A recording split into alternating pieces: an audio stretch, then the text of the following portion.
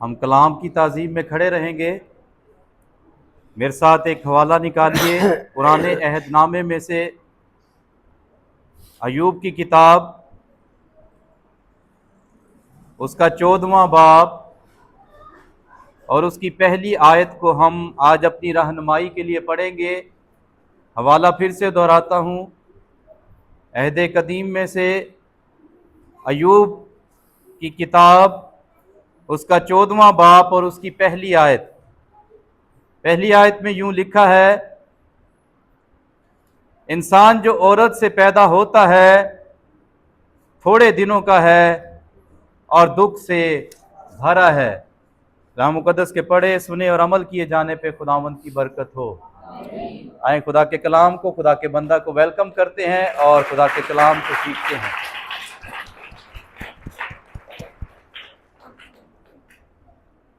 मसीह यस्सु के अजीम जलाली बाबरकत नाम में आप सबको सलाम। बैठिए, तशरीफ़ रखें।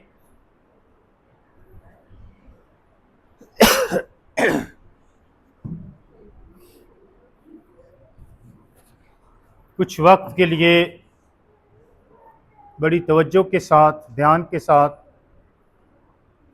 खुदा के कलाम में से हम चंद बातें सीखेंगे।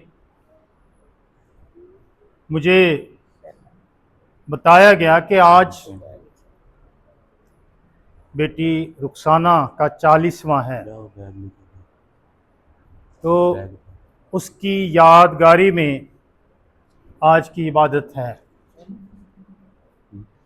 मजमून मैसेज तो मेरा कुछ और था, लेकिन जब ये बताया गया तो ज़रूर है कि हर बात बामौका होनी ज़रूरी है। मौके के मुआफिक बात का होना ज़रूरी है। हमने पढ़ा है, इंसान जो औरत से पैदा होता है थोड़े दिनों का है और दुख से भरा है। हम इस बात को कभी मत भूलें कि इस ज़मीन पर, इस दुनिया में हमारी ज़िंदगी के जो अयाम हैं वो बहुत थोड़े हैं, कोई इतने ज़्यादा नहीं हैं। लेकिन बहुत सारे लोग, बहनें, भाई, बेटे, बेटियां, नौजवान इस बात को भूल जाते हैं कि उनकी जिंदगी इस जमीन पर बहुत थोड़ी है और ये जिंदगी, थोड़ी जिंदगी भी दुखों से भरी हुई जिंदगी है। इसमें सुकून नहीं है, इसमें इत्मीनान नहीं है, इसमें खुशी नहीं है, इसमें परेशानियां, फिक्रें, गम ही गम नजर आते हैं। मेरे अज़ीज़ों, हमें इस बात को याद रखना है। आज बहन रुखसाना, जिसकी याद में हम सब इकट्ठे हुए हैं, उसको 40वां दिन या इससे ज्यादा या कम, कोई कह सकता था कि रुखसाना मरेगी। उसकी मौत का किसी को कोई कानो कान खबर नहीं थी, ना वो बीमार, ना वो किसी तरह से, किसी और वजह से किसी हालत में थी। लेकिन एक ही दिन में, कोई देर नहीं लगी, एक ही दिन में उसकी मौत वाक़या हुई। जिसको भी बताया जाता था कोई यकीन नहीं करता था। जब मुझे बताया गया मैं भी यकीन नहीं करता। ये जरूरी नहीं है कि आप बीमार हों, आप चारपाई पर पड़ जाएं, आप हॉस्पिटलों के चक्कर लगाएं, आप कई कई साल चारपाई पर घसीटते रहें अपने आप को। ये जरूरी नहीं है। मौत किसी भी लम्हा, किसी भी वक्त आ सकती है, चाहे इंसान तंदुरुस्ती क्यों ना हो। कोई पता नहीं है। आइए एक हवाला देखते हैं। वाज की किताब 8वां बाब, वाज 8वां बाब,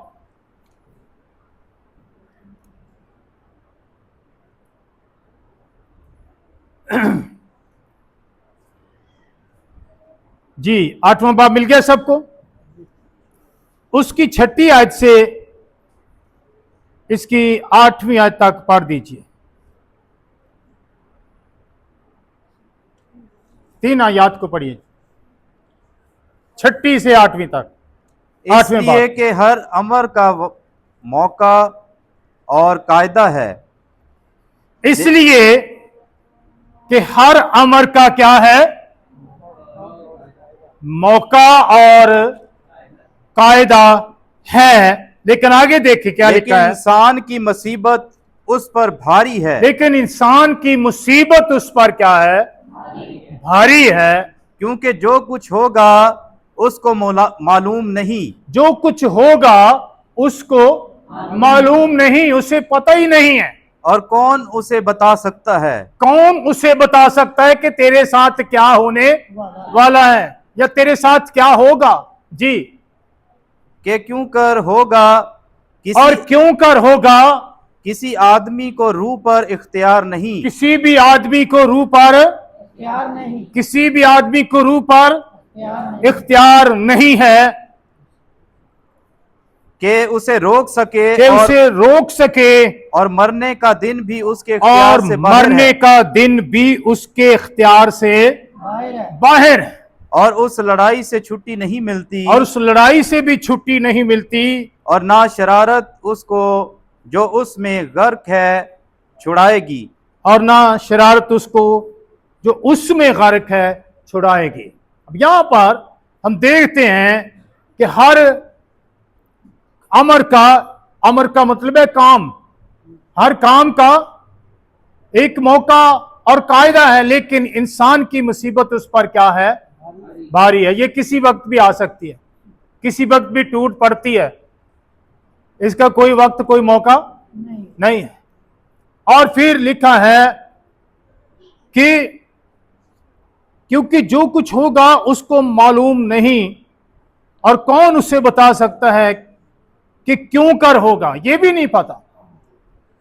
किसी आदमी को रूह पर इख्तियार नहीं कि उसे रोक सके, और मरने का दिन भी उसके इख्तियार से बाहर है। चाहे वो तंदुरुस्त है, ठीक ठाक है, लेकिन उसे ना तो उस दिन का पता है कि किस दिन मरूंगा, और ना ही रूह पर उससे इख्तियार है। अब में से किसको अपनी रूह पर इख्तियार है? किसी को भी नहीं। और इंसान जो औरत से पैदा होता है कितने दिनों का है? थोड़े दिनों का। उसकी जिंदगी इस जमीन पर इतनी नहीं है, किसी वक्त भी किसी जगह पर भी उसे मौत आ दबोच सकती है। यहां पर हम देखते हैं कि किसी को भी, इंसानों में से किसी को भी अपनी रूह पर इख्तियार नहीं है, और न मरने के दिन का किसी को मालूम है। क्या हमारी बहन रुखसाना को मालूम था? जी नहीं। हम में से किसको मालूम है फलां टाइम, फलां वक्त, फलां दिन ऐसा हो जाएगा? लेकिन ये सब खुदा के इख्तियार में है, और वही जानता है कि किस वक्त किसको वो बुला ले। इसलिए जबकि हमें पता नहीं है, मालूम नहीं है, तो फिर हमें हर घड़ी, हर लम्हा, हर वक्त तैयार रहने की जरूरत है। हम मुकद्दस लूका उसके 12वें बाब में एक दौलतमंद की तमसील पढ़ते हैं जो खुदावंद यीशु मसीह ने कही। किसी साहूकार की तमसील कही उसने कि उसके खेतों में बड़ी फसल हुई, बहुत ज्यादा फसल हो गई, और वो शख्स सोच में पड़ गया कि इतनी फसल को, इतने अनाज को कहां रखूं, कहां संभालूं। उसने क्या किया, उसने कहा जो कोठियां हैं ना पुरानी, उनको क्या करूंगा, ढा दूंगा, तोड़ दूंगा और बड़े बड़े गोदाम बनाकर उनमें अपना अनाज भर रखूंगा। सुनिए गौर से, क्या करूंगा, उनमें अपना अनाज भर रखूंगा और फिर बड़े सुकून के साथ, बड़े आराम के साथ मैं अपनी जान से कहूंगा, मेरी जान क्या कर, हाँ खा पी मजे उड़ा, तेरे लिए बहुत सारे सालों के लिए काफी है। तेरे लिए कितने सालों के लिए, बहुत सारे सालों के लिए।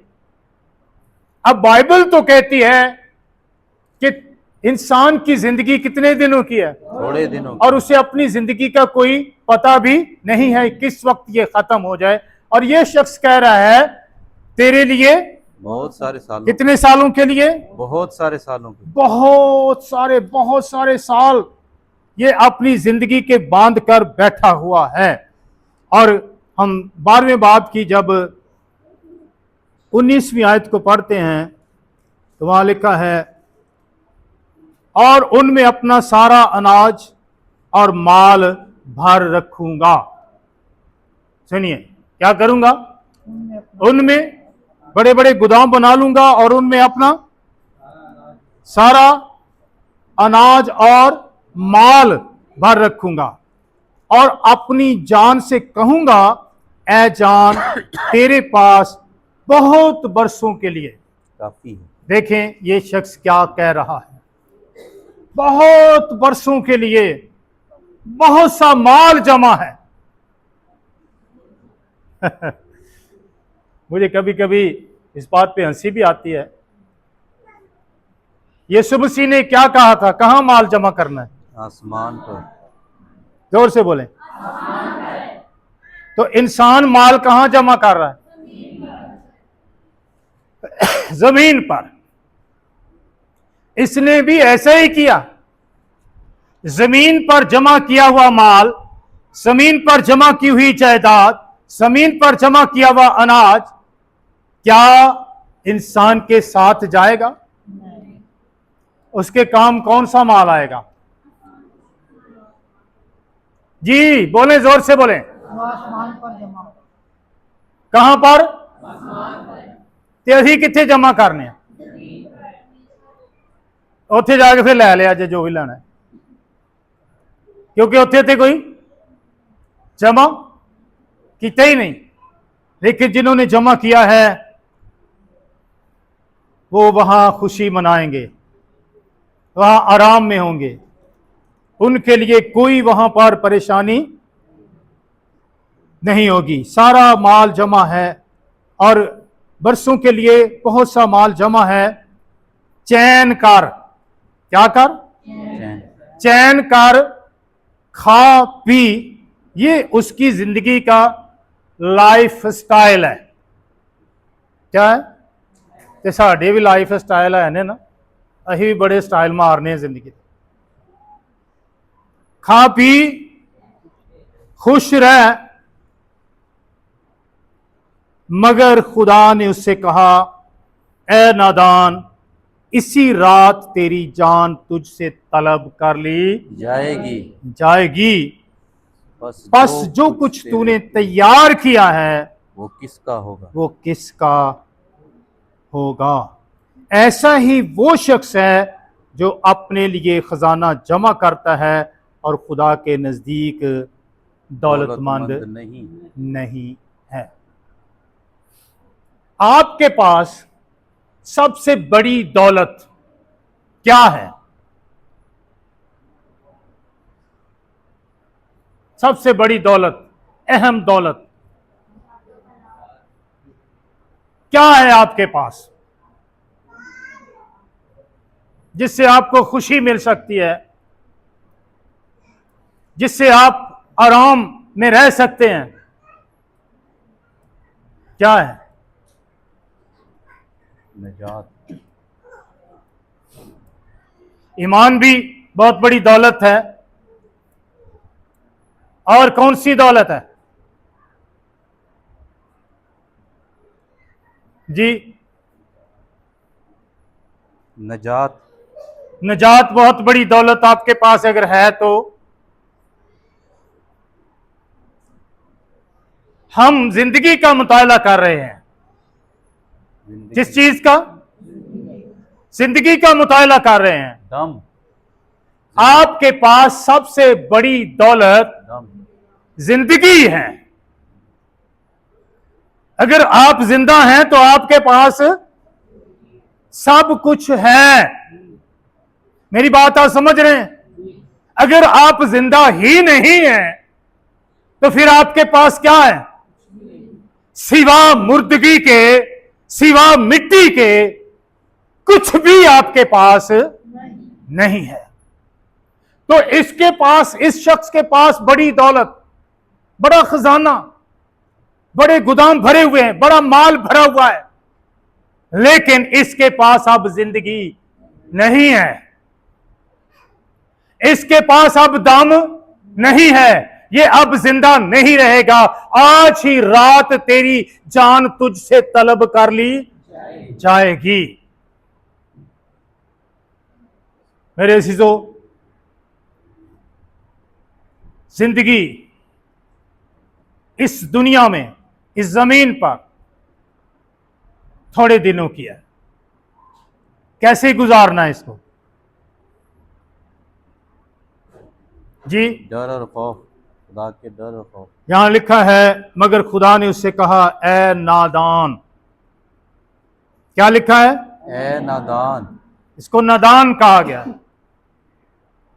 बेवकूफ, नादान, ना जानना, जाहिल, हिकमत से खाली। जो लोग इसी तरह की सोच रखते हैं वो इस दुनिया में नादानी में जिंदगी गुजार रहे हैं। उनकी जिंदगी का इख्तिताम बड़ा भयानक होगा, अंजाम बड़ा भयानक होगा, क्योंकि उन्होंने अपनी जिंदगी को सिर्फ और सिर्फ दुनिया के लिए गुजारा। अपनी जिंदगी को सिर्फ और सिर्फ अपनी अयाशी के लिए, अपनी ऐश प्रस्ती के लिए गुजारा, लेकिन यही सब कुछ उसके लिए अजाब और जहन्नम की आग बन जाएगा। मेरे अजीजों, तुझसे तेरी जान तलब कर ली जाएगी, बस जो कुछ तूने तैयार किया है वो किसका होगा? इसने क्या तैयार किया था? गोदाम बड़े बड़े, हाँ?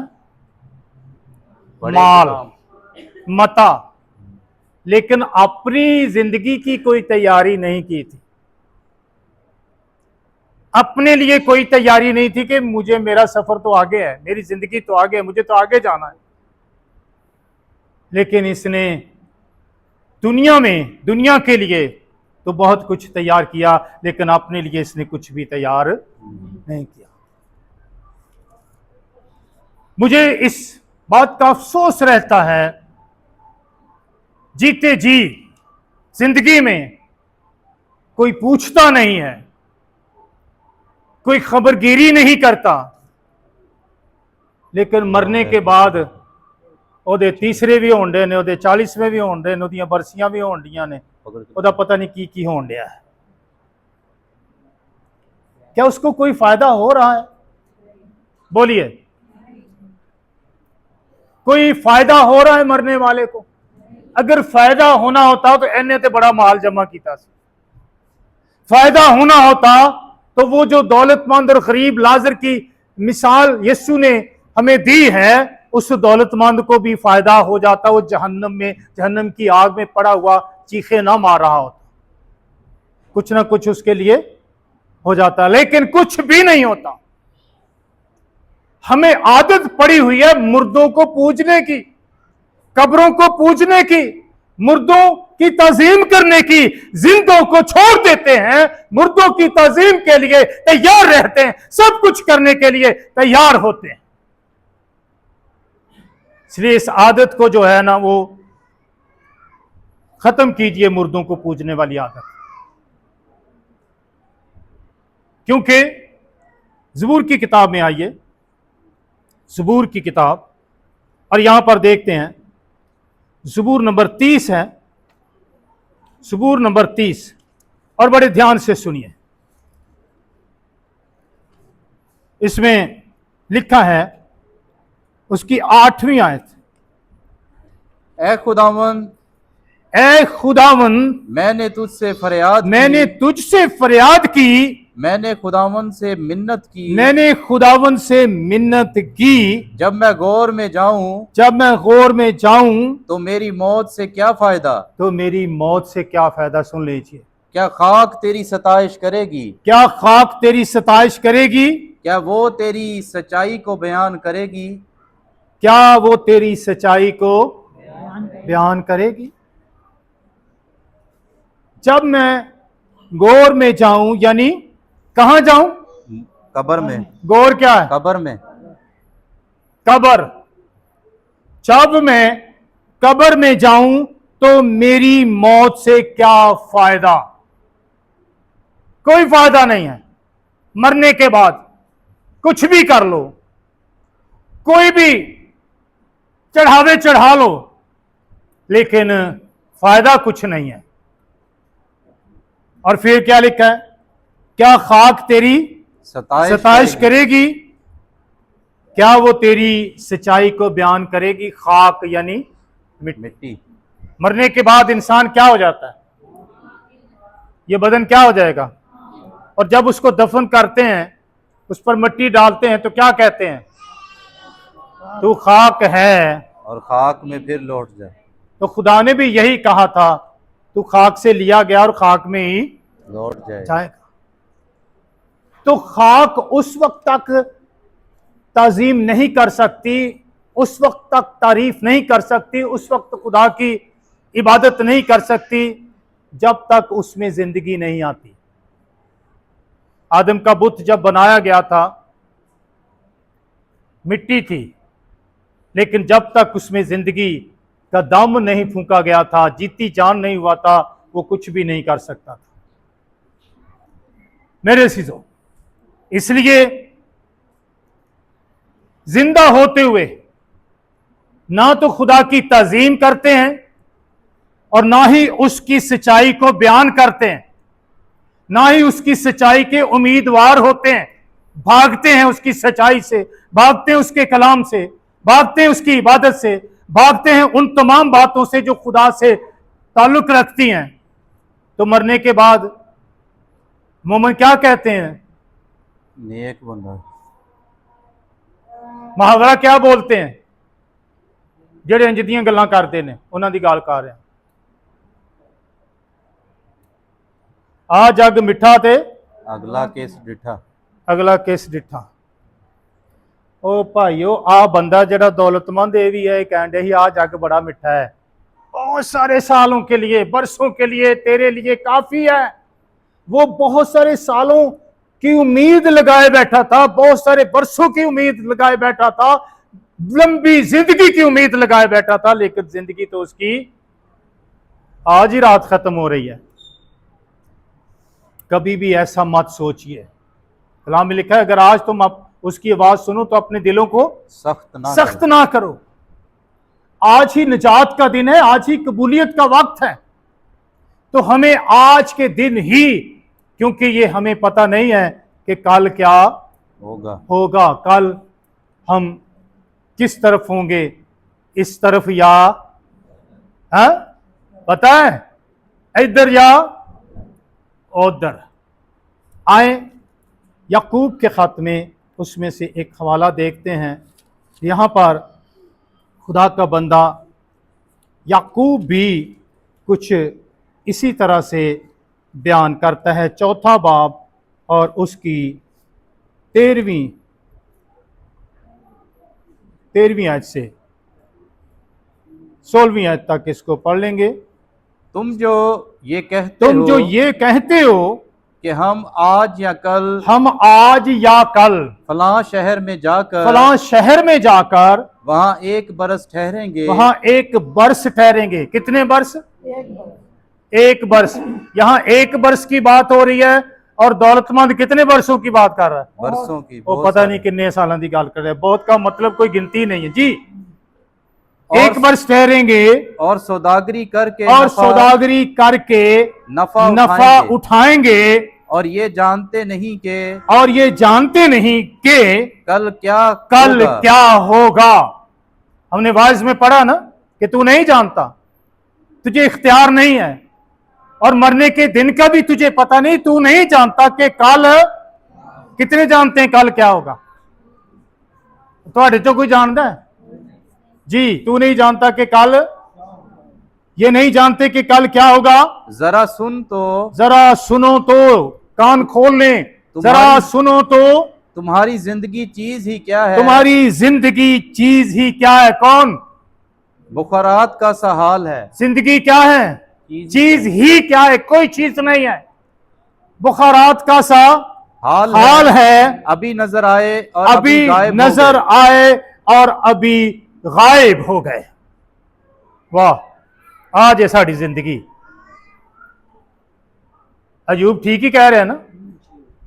इंसान जो औरत से पैदा होता है थोड़े दिनों का, यहां बुखारात के साथ उसकी तशबीह की गई है। बुखारात, तुम्हारी जिंदगी कैसी है? बुखारात की बुखारात का सा हाल है। और जितने घर में काम करते हैं,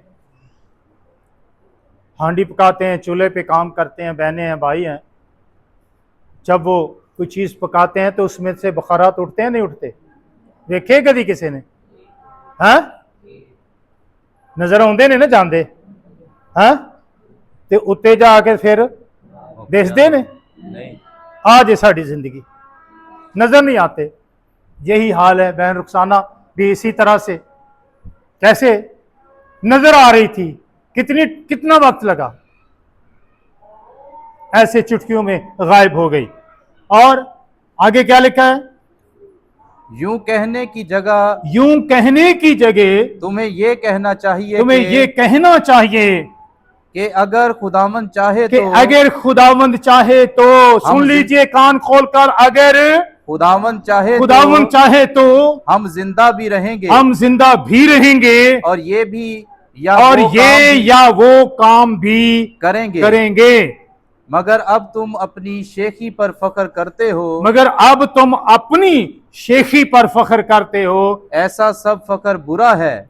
ऐसा सब फख्र बुरा है। सुन लीजिए, हमें यहां पर क्या लिखा है? किस पर भरोसा करना है जी? यूं कहने की जगह क्या कहना चाहिए? सुनिया किसी ने कि नहीं? अगर खुदावन चाहे तो। कौन चाहे? जो दौलतमंद सारा कुछ कर रहा था, वो कौन चाह रहा था? क्या खुदावंद चाह रहा था? नहीं। और यही हाल हमारी जिंदगी का। हम खुदावंद पर भरोसा नहीं करते, अपने आप पर भरोसा करते हैं, अपनी जिंदगी पर भरोसा करते हैं, अपने बाजुओं पर भरोसा करते हैं, अपनी ताकत पर भरोसा करते हैं, लेकिन आपकी जिंदगी का तो पता ही नहीं है। तो भरोसा किस पर करना है? हालेलुया। यूं कहने की बजाय तुम्हें यूं कहना चाहिए, अगर खुदावंद चाहे तो हम जिंदा भी रहेंगे। कौन चाहे? खुदावन चाहे तो। अगर खुदावंद ना चाहे, उस दौलतमंद को कौन कह रहा है आज ही तेरी जान तुझसे तलब कर ली जाएगी? खुदा। तो उसने नहीं चाहा ना, तू बड़ी शेखी मारन दिया, बड़ा भुड़कन दिया, हुण भुड़क के विखा मैनू, आज ही रात तेरी जान तलब कर ली जाएगी। मेरे अज़ीज़ों, हमारी जिंदगी इस जमीन पर, इस दुनिया में बहुत थोड़ी है, इसलिए इस जिंदगी को बर्बाद होने से बचा लें, इस जिंदगी को तबाह होने से बचा लें, ताकि ये थोड़ी जिंदगी अब्दी जिंदगी में तब्दील हो जाए। कैसे होगी? कैसे होगी ये? अब्दी जिंदगी में कैसे तब्दील होगी अभी नहीं सानू पता। खुदा ने दुनिया से क्या दो अगे भी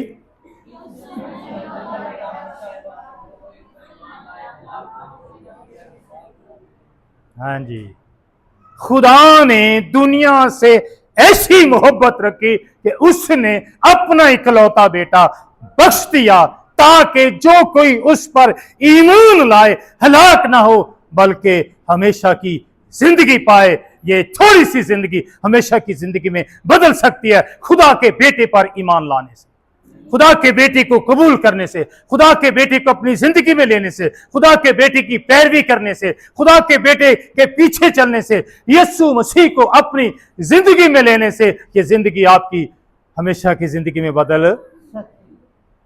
आपको याद है एक दौलतमंद यीशु मसीह के पास आया और उसने कहा, ऐ नेक उस्ताद, मैं क्या कौन सी नेकी करूं कि हमेशा की जिंदगी पाऊं। उसने कहा कि नेकियां करने से जिंदगी मिलती है ना। उसके ख्याल में यही था, नेक अमाल से, नेकियां करने से, अच्छे काम करने से जिंदगी मिलती है। यीशु ने कहा हुक्मों पर अमल कर। उसने कहा हाँ मैं ये सारे कर रहा हूं, बचपन से कर रहा हूं। उसने सवाल किया कौन से हुक्म? यही, चोरी ना कर, झूठी गवाही ना दे, ज़िना ना कर, किसी के घर का लालच ना कर, खुदावंद अपने खुदा की इबादत कर। कहता ये तो मैं बचपन से करता आया हूं, अब क्या कमी रह गई है? तो यीशु ने उसे क्या कहा था? तुझ में एक कमी है, तुझ में एक कमी है, तुझ में एक कमी है, तुझ में एक कमी है। आज दुनिया के अंदर अक्सरियत ऐसी है जिनमें यह कमी मौजूद है। अपना सब कुछ बेच, गरीबों को तकसीम कर दे और मेरे पीछे हो ले, तुझे आसमान पर खजाना मिलेगा। क्या वो शख्स इस खजाने को लेने के लिए तैयार हुआ? नहीं। उसने भी जिंदगी में इस दुनिया की चीजों को चुनना, इस दुनिया की चीजों को पसंद करना, इस दुनिया की ऐश इशरत को पसंद करना ज्यादा अच्छा समझा बानिस्बत इसके खुदावंद की पैरवी में चलना। सो मेरे सीधो, जब आप यीशु मसीह में आ जाते हैं, ईमान में आ जाते हैं, कलाम में लिखा है फिर वो आपको हमेशा की जिंदगी, आपकी थोड़ी जिंदगी बहुत सारी जिंदगी में बदल जाती है। लेकिन अगर ईमान नहीं लाते, ईमान नहीं रखते, तो फिर आप पर सजा का हुक्म जारी हो जाता है। सजा के हुक्म का सबब भी यही है कि नूर दुनिया में आया और दुनिया ने नूर को, तरीकी को नूर से ज्यादा पसंद किया, नूर को कबूल ना किया। ये सजा का हुक्म, ये सजा की वजह भी है। सो मेरे चीजों, कलाम में जब मसीह में हम आ जाते हैं तो हमारे पास एक जिंदा उम्मीद भी आ जाती है। फिर हर एक जो मरने वाला है, जो इस दुनिया में थोड़ी जिंदगी लेकर आया लेकिन वो अब्दी जिंदगी में चला गया, तो फिर जब वो इस दुनिया से मरता है, इस दुनिया से जाता है, तो उसके लिए कैसे अल्फाज बयान किए गए हैं। मुकाशफा की किताब में आ जाएं मेरे साथ। मुकाशफा 14वां बाब और उसकी 13वीं आयत में लिखा है, फिर मैंने आसमान से ये आवाज फिर सुनी मैंने आसमान से ये आवाज सुनी कि लिख मुबारक है वो कि मुर्दे, लिख मुबारक हैं वो मुर्दे जो अब से जो खुदावंद अब में से मरते हैं। खुदावंद में मरते हैं। किसमें? ये मरना है, इस दुनिया से जाना है, लेकिन मरना किसमें? कब खुदावंद में मरेंगे? जब खुदावंद में चलेंगे। खुदावंद में चलना ही नहीं है तो मरना कहाँ है? ऐसे खुदावंद मरेंगे भी बार बार ही। जी, मुबारक है वो मुर्दे जो अब से खुदावंद में मरते हैं। रूह फरमाता है रूह बेशक, फरमाता है बेशक, क्योंकि वो अपनी मेहनतों से क्योंकि वो आराम अपनी पाएंगे मेहनतों से आराम पाएंगे और उनके अमाल उनके साथ साथ और होते उनके हैं। अमाल उनके साथ साथ होते हैं। हालेलुया। वो मुबारक हैं, उनको मुबारक कहा गया है। जो किस में मरते हैं, और जो मसीह यीशु में है उन पर सजा का हुक्म नहीं। जो मसीह यीशु में हैं मर जाएं तो भी जिंदा है। हालेलुया। लेकिन मसीह में होना बहुत ज़रूरी है। अब 21 बाब में आ जाए मुकाशफा में। मसीह में होना बहुत ज़रूरी है, क्योंकि इंसान जो औरत से पैदा होता है थोड़े और दुख से बड़ा है, लेकिन मसीह में जब हम आ जाते हैं, मसीह में मरते हैं, तो फिर देखें उनके लिए पैगाम क्या है। और 21 बाब और उसकी 3री आयत से पढ़ें। फिर मैंने तख्त में से किसी को बुलंद आवाज से ये कहते सुना कि फिर मैंने तख्त में से किसी को बुलंद आवाज से ये कहते सुना कि देख खुदा का खैमा देख आदमियों के खुदा का दरमियान है, खैमा आदमियों के दरमियान है, और वो हालेलुया। उनके साथ सकूनत करेगा, और वो उनके साथ सकूनत करेगा, और वो उसके लोग होंगे, और वो उसके लोग होंगे, और खुदा आप उनके साथ रहेगा, और और उनका खुदा होगा, और वो उनकी आंखों के सब और आंसू वो पोंछ उनकी देगा, आंखों के सब आंसू पोंछ देगा, आंखों के सब आंसू सब आंसू पोंछ पूछ देगा। हालेलुया। हालेलुया। ये है हमेशा की जिंदगी जी। इसके बाद ना मौत इसके रहेगी, बाद ना मौत रहेगी, और ना मातम और ना रहेगा, मातम रहेगा, ना आहो नाला, और ना आओ नाला रहेगा, ना दर्द रहेगा। पहली चीजें जाती रहेंगी। पहली चीजें जाती रही। अब वो दुखी, अब वो परेशान, अब वो आंसू बहाने वाले, अब वो मातम करने वाले, अब वो दर्द में कराने वाले दर्द में करा नहीं रहे, मातम नहीं कर रहे, क्योंकि खुदा उनके दरमियान है, उनका खुदा है, उनकी आंखों के सब आंसू पहुंच देगा। हालेलुया। Praise the Lord. सब आंसू क्या कर दिए उसने? पहुंच दिए, क्या कर दिए उसने? पहुंच दिए। और पहली चीजें, दुख जाता रहा, मौत जाती रही, आंसू जाते रहे, दर्दी जाती रही, बीमारियां, फिक्रें, परेशानियां सब चली गई, और ये सब कुछ क्या हो गया? नया हो गया, क्या हो गया? नया हो गया। हालेलुया। नया हो गया। ऐसी जिंदगी जी। और जो तख्त पर बैठा हुआ था उसने कहा, देख मैं सब चीजों को नया बना देता हूँ। नया बना देता हूं। फिर उसने कहा कि लिख ले, हालेलुया। क्योंकि फिर उसने कहा कि लिख ले, क्योंकि ये बातें सच और बरहक क्योंकि हैं। ये बातें सच सच और बरहक है। हमारा हालेलुया। खुदावन जो फरमाता है वो सच और बरहक होता है, उसमें कोई झूठ, कोई फरेब नहीं होता। हालेलुया। ये यीशु है। आमीन। Praise the Lord. ये बातें सच और बरहक। इनको लिख ले। फिर उसने मुझसे कहा, ये बातें पूरी हो गई, मैं अल्फा और ओमेगा यानी इब्तिदा और इंतहा हूं। मैं प्यासे को आबे हयात के चश्मा से मुफ्त पिलाऊंगा, आबे हयात के चश्मा से मुफ्त पिलाऊंगा। हालेलुया। ते जिन्हें जिंदगी दे पानी चो पीना है उन्हें कभी मरना है? बोले आबे हयात के चश्मे से जो पिएगा वो कभी मरेगा? उसने तो सामरी औरत से कहा, ये पानी पीने वाले मर जाएंगे, लेकिन जो पानी मैं देता हूं उसे पीकर इंसान कभी ना मरेगा, बल्कि उसके अंदर से जिंदगी के पानी के चश्मे जारी हो जाएंगे, उसके अंदर से जिंदगी फूट निकलेगी। हालेलुया। हालेलुया। हालेलुया। तो मेरे अजीजों, आए इस थोड़ी सी जिंदगी को बहुत सारी जिंदगी में बदल दें। कौन बदलेगा? कौन बदलेगा जी? बड़ा हौली जी, आवाज ही नहीं निकलती। जे लड़ाई लुड़ी होए ना तो फिर वो अगला महला भी गालां सुनदा साड़ियां, चीखां सुनदा, वो पता लगता है वो नसो नसो उधर पता नहीं की हो गया। ते हुण साड़ी आवाज नहीं निकलती जी। इस थोड़ी जिंदगी को क्या करना है? किसमें? तो कौन बदलेगा? कदों बदलेगा? बदलेगा तो खुदावंद दी ते बदलेगा कदों? जब मैं नेड़े में ओदे लगना नहीं, कलाम में ਉਹਦੇ ਤੇ ਅਮਲ नहीं करना, पैरवी ਉਹਦੀ में करनी नहीं, ਤੇ खुदावंद बदल देगा। इंज नहीं जे बदलता, नथिंग। उसने दौलतमंद से क्या कहा था? सब कुछ बेच दे और मेरे पीछे, तुझे आसमान पर खजाना तो चलिया सी ਉਹਦੇ पीछे। उसने किसको पसंद किया? बोलो, यही किनू पसंद करने हैं? आखो साढ़े कोल तो है ही नहीं, यही की करना है ही है ना। लेकिन ये भी हमारी अपनी कमजोरी है, हमारी अपनी गफलत है।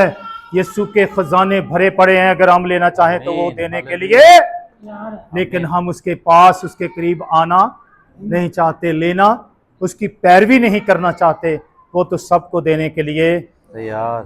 मैंने एक बात कही थी, सबसे बड़ी दौलत क्या है? जिंदगी जी, जिंदगी जिसके पास है, उसके पास ते जिहदे कोल जिंदगी नहीं, भले गुदाम भरे होण, ਉਹਦੇ ਕੋਲ कुछ है? कख नहीं। आए, ये ना सोचे मेरे पास कुछ है या नहीं है, ये सोचे मेरे पास हमेशा की जिंदगी है या, दुआ करनी। ये सोचें। अपने सरों को झुकाएं, चलो दुआ करिए, दुआ करें, दुआ करिए, चलो दुआ करें, दुआ सोचें। आपके लिए भी मौका है। दुआ दुआ। हो सकता है हमारी जान आज शराब तलब कर ली जाए, हम कल की फिक्र में हैं, कल पता नहीं क्या हो जाए। किसी को इल्म है आज ही कबूलियत का वक्त और आज ही निजात का दिन है। कबूल करें, निजात पाएं, जिंदगी पाएं। खुदावंद आपकी आंखों के आंसू पूछ देगा। खुदावंद आप सबको बरकत दे। तंबीह करता है।